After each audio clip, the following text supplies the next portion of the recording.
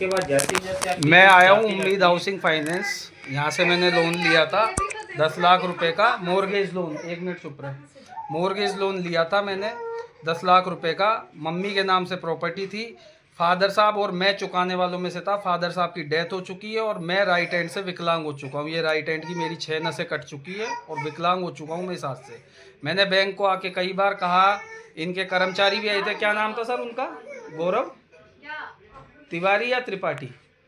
Sir head का नाम तो बताओगे ना आप?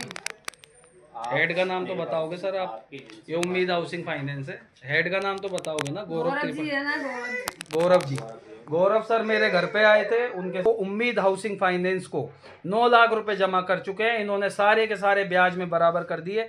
10 लाख रुपए का मैंने लोन लिया था और 9 लाख रुपए ये ले लिए। उसके बावजूद भी अभी भी ये यही कह रहे हैं कि 11 और निकल रहे हैं। ठीक है, अब मेरे पास कोई चारा नहीं है। ये यूँ कहते हैं या तो मकान खाली कर दो, मकान पे हमारे को कब्जा दे दो, या फिर इनके गौरव त्रिपाठी है तिवारी है जो भी है, उसने कहा था आलोक जी आप मर जाते तो शायद माफ़ हो जाता। इन्होंने मेरा ना जनरल इंश्योरेंस कराया ना सीधा डेथ इंश्योरेंस है। यानी चुकाने वाला मैं, या तो मेरी मम्मी जाके काम करे। फादर साहब खत्म हो गए। जो चुकाने वाले 2 में थे उनमें से एक खत्म हो चुका है, एक का हाथ कट चुका है।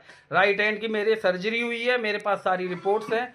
ये लोग ये चाहते हैं कि या तो मकान छोड़ दो या फिर उसके बाद 11,65 से हम 1 रुपया भी कम नहीं करेंगे। 9 लाख रुपए मैं इन्हें दे के बैठा हूँ। मैं आरबीआई को भी टैग करूंगा, इसमें राजस्थान सरकार को भी टैग करूंगा। हमारे साथ जो ये मनमर्जी हो रही है ये उम्मीद हाउसिंग फाइनेंस है।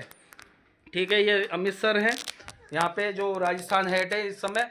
इन लोगों ने इतनी मनमानी मचा रखी है। मैं इनके आगे खूब हाथ पैर जोड़ लिया। ये मेरी माता जी हैं जो विधवा हैं और ये मेरी बच्ची और मेरी वाइफ है।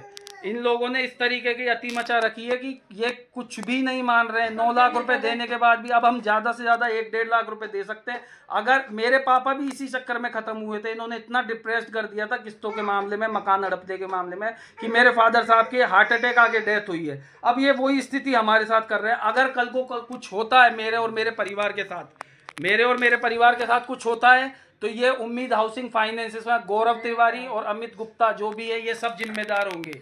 ये उम्मीद हाउसिंग फाइनेंस है। ये हर कस्टमर के साथ यही करता है। कोई कस्टमर मर जाए तो भी उसका मकान हड़पने की प्रयास करता है। इन्होंने एक ही नियम अपना रखा है, या तो मकान खा जाओ सामने वाले को या रोड पे निकाल दो।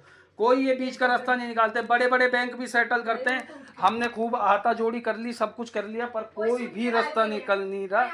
हर कोई, ऊपर से इनके जो सीनियर लेवल के बंदे हैं वो ऐसे कहते हैं कि भैया आप मर जाओ या फिर आप ऐसे कर लो तभी आपका लोन माफ़ किया जाएगा, नहीं तो नहीं किया जाएगा। 9 लाख रुपए मैं दे के बैठा हूँ 10 लाख रुपए में से।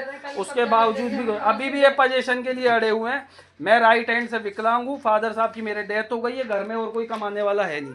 अब ये जो भी है, अगर कल को हमको कुछ हो जाता है तो उम्मीद हाउसिंग फाइनेंस और गौरव तिवारी और अमित गुप्ता ये सब इनके जिम्मेदार होंगे, क्योंकि मैं पूरा प्रयास कर चुका हूँ। हर तरीके से मैंने वो कर लिया। हाथ की मेरी सर्जरी हो चुकी है। ठीक है, सर्जरी होने के बाद डॉक्टर ने कहा है कि आपका राइट हैंड है, 6 नसें और नाड़ी कटी थी, अब आप हाथ से काम नहीं कर सकते।